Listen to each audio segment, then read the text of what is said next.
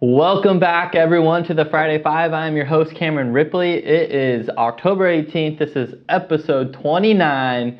And thank you for tuning in. Thank you for doing what you do. Hope you're gearing up for a great fall and year-end giving season. For those that are new to the show, we have a Facebook group called Digital Marketing for Nonprofits. Every single week, nonprofit leaders submit their biggest digital marketing challenge, and every single week, almost every single week, we missed one. But we take 5 minutes and we answer as many of these challenges for you as we can in a 5-minute timer. And that's the Friday Five, and that's what we do here. So thank you for tuning in. Go ahead and click subscribe if you haven't. Nonetheless, I'm gonna go ahead and hit the 5-minute timer, and let's get into it. First biggest digital marketing challenge is from Haley from Junior Achievement New Brunswick. And biggest challenge here is, as a small nonprofit with limited staff, it's difficult to find the time to create meaningful content for our social platforms. And what's interesting, we actually have a lot of challenges today that are very content focused, so there's going to be some similar themes here. But again, limited staff, struggling to create content, definitely hear you loud and clear. This is something most organizations are battling. And you know, my initial gut reaction is just like, we have to find a way. And often that's more just in how the organization is led. Like, we need champions, whether that's you and your boss. We have to enroll people into the why creating content, and having bandwidth and resources to do so is so crucial. And this often comes down to a conversation of the differences between marketing and development, and why they're so important, and why we have to build brand, and why quality content is a big piece of that. So find your champions, be loud, and what we got to do is we have to build the muscle as an organization to find consistency and to find our voice. This is crucial. And one of the top things we can do here to make that a reality is flip our organization's mindset, where content creation needs to be about documenting your organization's journey, not some perfect polished piece of content. It's not about the perfect flyer or the perfect commercial video that's like a TV ad. It's just about what's going on, Instagram stories, more pictures, you know, written, audio, video, images, whatever works for you, and finding that voice and just getting it out. And that takes your organizational buy-in, that we want to document the journey, and we want it on social platforms, and we want everyone to contribute to that. All right, next biggest challenge is from Ben, Marketing and Outreach Coordinator at Mobile Meals of Toledo. Biggest challenge is creating fresh content that is cross-generational.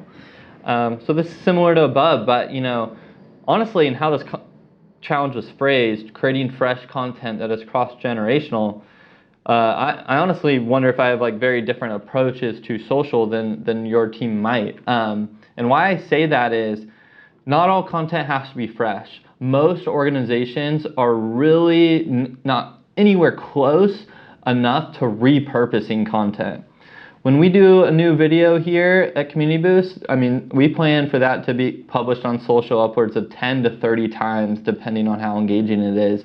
And you know, flip, we try new creative, but repurpose, that helps you post more, because not everyone sees everything the first time.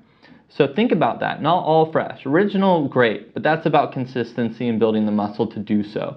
Cross-generational, that's an interesting idea too, because you know, my concern is if you're creating content that's vanilla, it's going to taste vanilla. And vanilla is a great flavor, but there's always some sort of twist that most people like when it comes to their favorite dessert, right? And their favorite content. So think about your personas, your specific personas, and create content for them. Put it all out. You know, anyone can consume it, but they'll kind of self-select what they like most, and still produce for specific personas and needs. You know, it's not about it being, well, we want this piece to resonate with 22-year-olds and 56-year-olds, because that's likely not going to land. And just get it out. Those segments will take care of themselves, but just know your persona and why you're creating content for them. Next is from Nicole, knowing the correct platform for large demographic between the ages of 18 to 49 from stage 73, or 773. So again, knowing the correct platform for our large demographic between the ages of 18 to 49. It's a big demographic, again, similar to above. You know, there's probably some sub-segments we need to think about. But I did check out your site. Your shows look super fun, and I gotta say it's not platform specific. Really, instead, focus on the content that your team is best at. Is that videos that then somebody puts into written? Is it audio? Is it written? What kind of is it imagery? You got a great photographer you can take advantage of.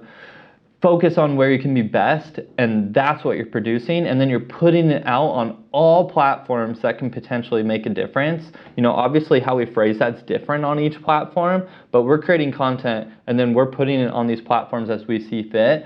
But my gut, based on what you do, I gotta say Facebook and Instagram make a ton of sense for you.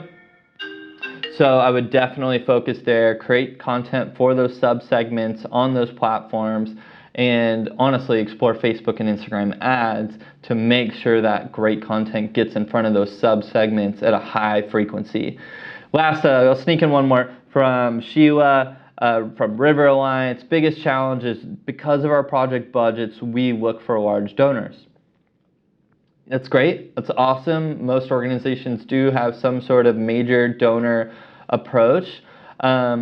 But I think the challenge about bridging, marketing and development and supporting each other, right? Like we need major donors, but marketing can support that journey, is we got to share the impact still with those major donors, and that also needs to get shared out on social. And you can also enroll your major donors to care about digital more too, where you can help them, hey, we want you to put up this big gift, but we want to run a matching campaign, and we want to use your money to get more money. And that helps them care about it, especially if they have any sort of like online presence. That can be great.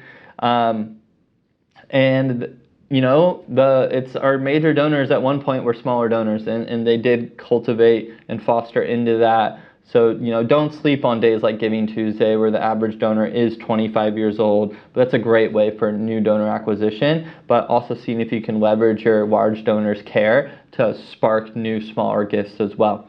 All right, I know that was a lot. We're running over time, but be sure to subscribe as always, share this show, hit us up at Community Boost on Twitter if you want to, make sure your challenge gets to the top of the queue and gets answered. And until next time, we'll see you.